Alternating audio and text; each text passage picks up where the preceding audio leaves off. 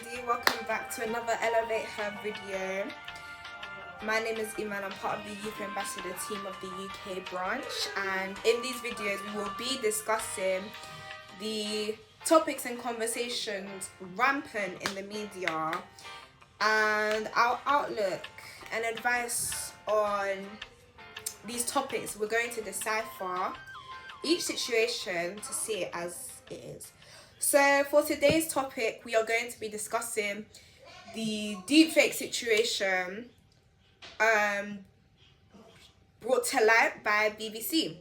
So BBC News produced a story about how a woman had a deepfake made of her from one photo by her best friend and was essentially made into porn.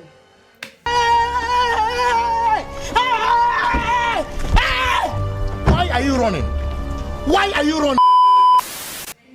So, what this situation teaches women to begin with is that we must be careful of who we associate with and who we are friends with. True talk, y'all. True talk. Who has access to us as people. So the woman was not aware of her best friend's doings. If she was aware, I don't think she would have sent that photo. And to be honest, the wrong person could have the photo. It could land into the wrong hands at any minute. And that is also why we must recognize that not everybody has our best interests at heart. As women, yes, we must stick together, but once you see a red flag, don't paint it green. See people for who they are and what they do. Do not dismiss their shortcomings because you want to be a moral or good person. It's only going to drain you. Now, this situation is reminiscent of an acid attack that must have happened around 2016-17. A documentary that was also produced by BBC talking about how a girl had been a victim to an acid attack by her own childhood friend.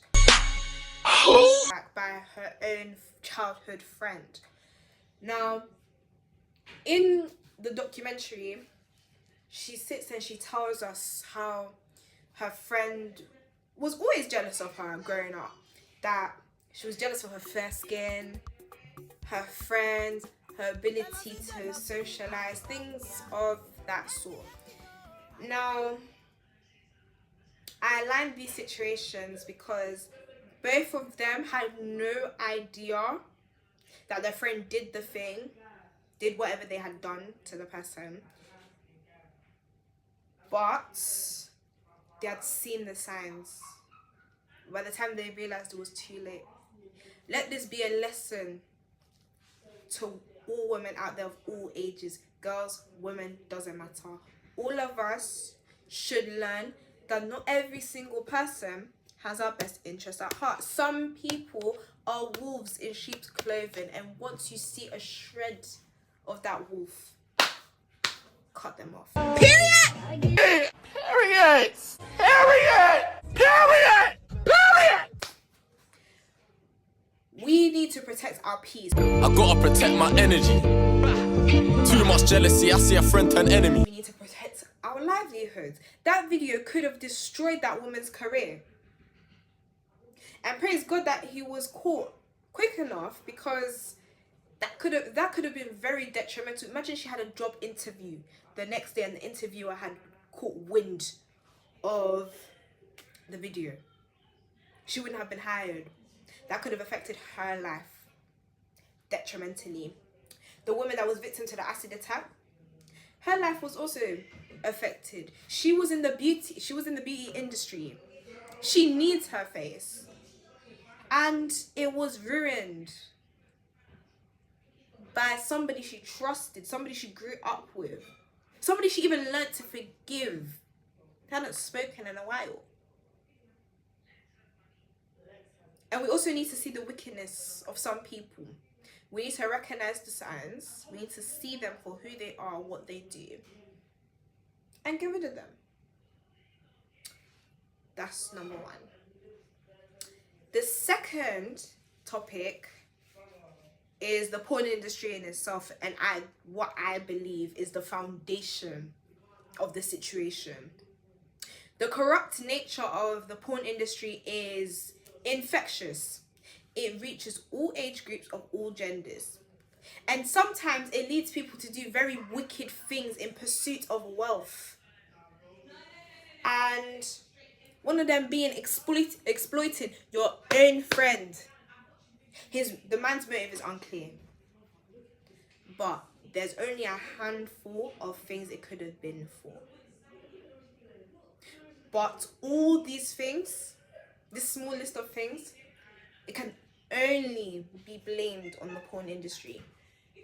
In the fact that it promotes ideals that are just immoral and exploitative towards women. However, this is not me saying that everybody in the porn industry is bad, this and that. No, some people need the money. I'm not going to knock down another woman's hustle. If this is her life, that's her life. Fine. Personally, from a Christian perspective, I don't agree with it. But if that's what you do, that's what you do. And that's fine, as long as you're not hurting anybody or yourself. However, there are some women that do not consent to the job. There are some women that don't even know they signed up for the job. Do you think that when she took that photo, she thought that she was going to be a deepfake and make into a porn video? Nobody thinks that when they're taking a photo. Nobody believes that. No one thinks that that's going to happen, especially not by their best friend. So we need to look to the porn industry and rethink the way we see it and see its exploitative nature, and understand that anyone could be a victim. Now, the third topic is social media and the evolution of technology. Now, to begin with social media, I'm not going to tell you about stranger danger and how you should watch who has access to. No, none of that. We all learned that in primary school, and we all know. So instead, I'm going to give you a more suitable explanation. To begin with, make that Finsta. Make that Finsta. The whole world does not need... There's some pictures that the whole world does not need to see. If you have a private account, sure, you're not going to have a great major following. If you're not a business, or if it's just a personal account, it does not have to be public. There are wicked people out there. This woman had this happen to her by her own best friend. What's stopping a stranger? You don't know that. You don't know who's been plotting on you. You don't know who has something against you and is willing to ruin your life. You don't know that, and you need to reduce that risk and eliminate that possibility. We need to see that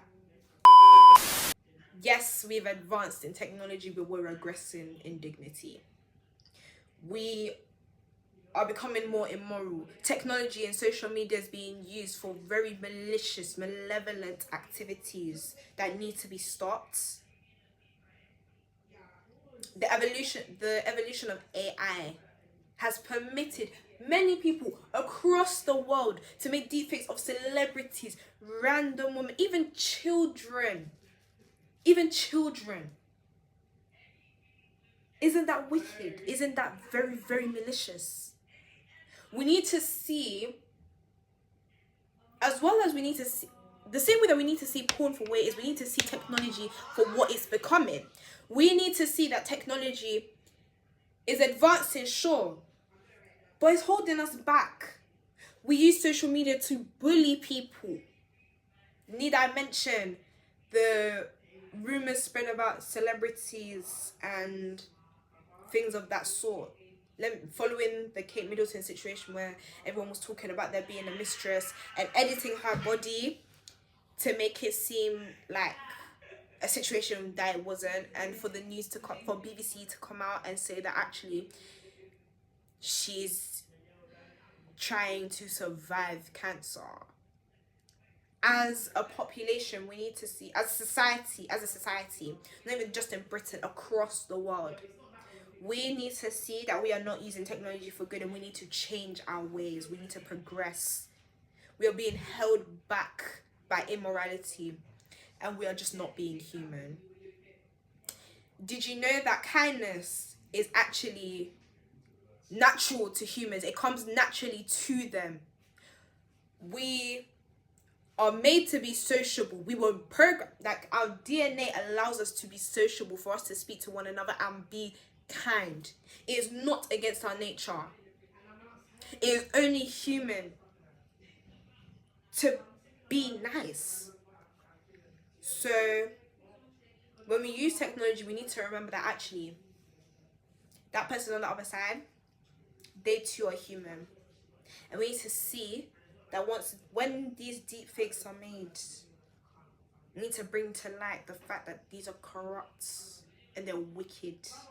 It's a wicked situation, and it's very, very, very sad. And I pray that that man is brought to justice. And I pray that that does not happen to anybody else, and that something is done to reduce this risk. Anyway, this was me. This was my take on behalf of Elevate Her on the deepfake situation. Our Instagram handle, our social medias are all in the description below, or probably on the screen. Not too sure yet. Thank you for listening. Thank you for watching. Have a good day. Bye.